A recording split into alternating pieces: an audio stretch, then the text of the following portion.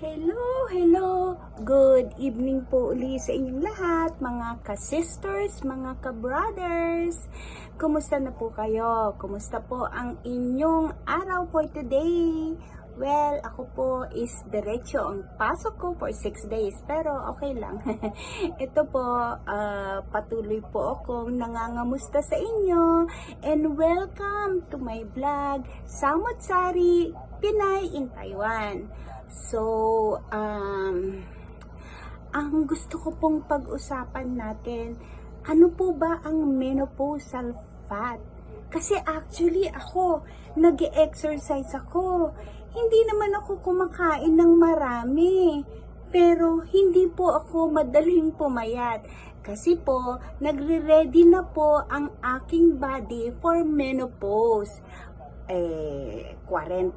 mahigit 50 na po naman tayo. Ay, hindi. 50 lang pala, 51. So, my body is preparing for menopausal na po. So, pag-usapan po natin ang menopausal fat. Okay, ang menopausal fat ay hindi natin maiiwasan, sabi. Na-research ko na rin po yan, mga ka-sisters. At ito ay tumataas ang ating timbang ng 1.5 pounds. Karaniwan po, mga ka-sister, ang pagtaas ng timbang sa mga menopausal, karaniwan daw po. Ayan is normal na talaga sa mga sa ating nagkakaedad at nagtatapos na sa menstruation.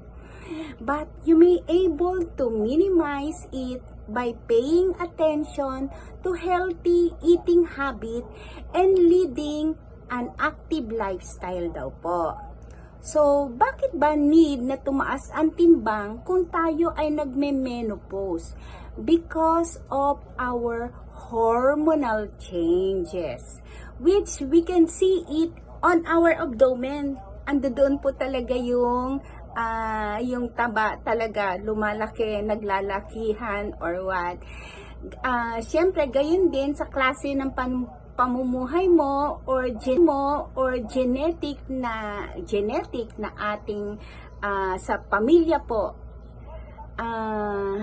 Totoo po yan talaga. So, it's our hormonal changes. So, yung ating kinakain din po is affected po. Pati yung ating activities. Okay. For example po, our muscle mass. Okay. Kung tayo po ay tumatanda, bumababa po ang muscle mass natin. Dahilan upang tumaas ang ating fats. Bukod dito, bumababa ang ating metabolism. Kasi yung muscle mass, 'di ba, bumababa. Syempre ho, humihina rin po yung ating metabolism, okay?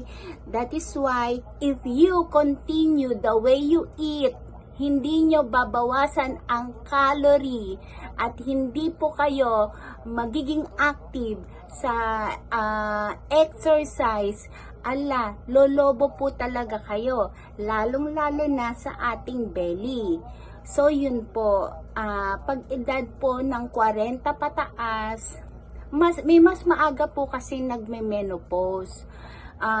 Ako po actually preparing for menopausal pa. Okay, preparing. Okay po. So, yung iba po kasi, mas maaga. 45 pataas yan. Nagbabago na ang ating katawan. Okay. Kaya lang ho, ang problema, once na nagkakaedad tayo, doon naman dumarating yung katawan natin na nagiging tamad.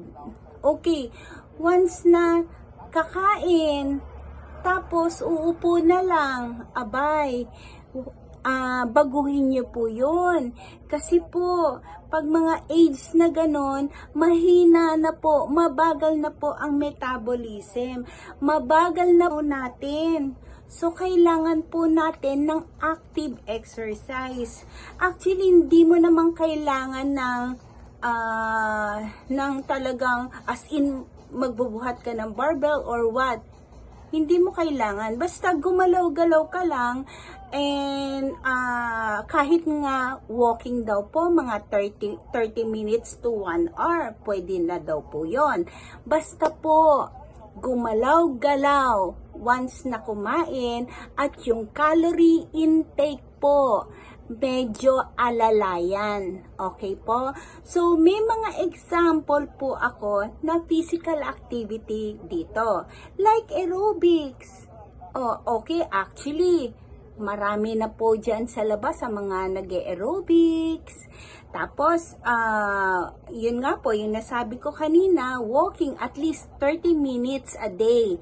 After, siguro naman, after 1 hour yung kumain, mag-walking po kayo. Kasi po, actually, pagkatapos yung kumain, kahit tumayo lang po kayo, or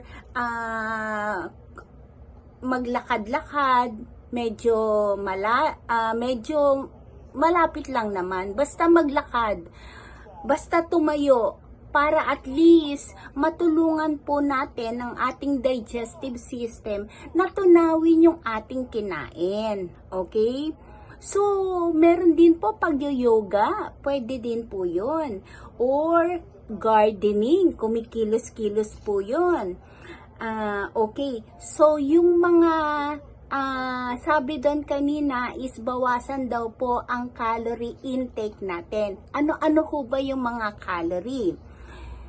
Yung prutas po, bawasan ng konti. Pero hindi ko sinabing huwag kumain dahil sa prutas may mga sustansyang pwedeng tumulong sa ating katawan. Okay? Pero bawas. Or maglakad-lakad, medyo malapit lang naman. Basta maglakad. Basta tumayo. Para at least matulungan po natin ang ating digestive system na tunawin yung ating kinain. Okay? So, meron din po pag-yoga, pwede din po yun. Or gardening, kumikilos-kilos po yun.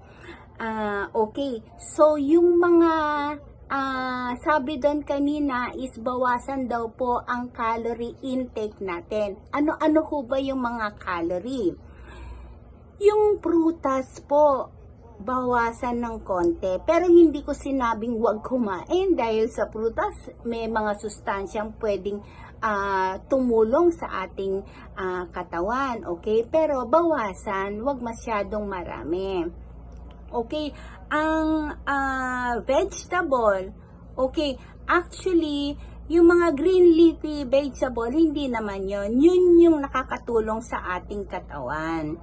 Okay, yung mga meat, okay, bawasan ng konti. Mas maganda daw nga pong mag-fish na lang po tayo.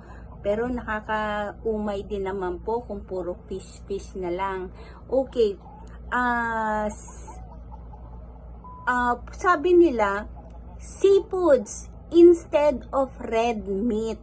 Okay, ang seafoods naman po ay wag naman pong kakainin or iti-take nung mga taong may high blood.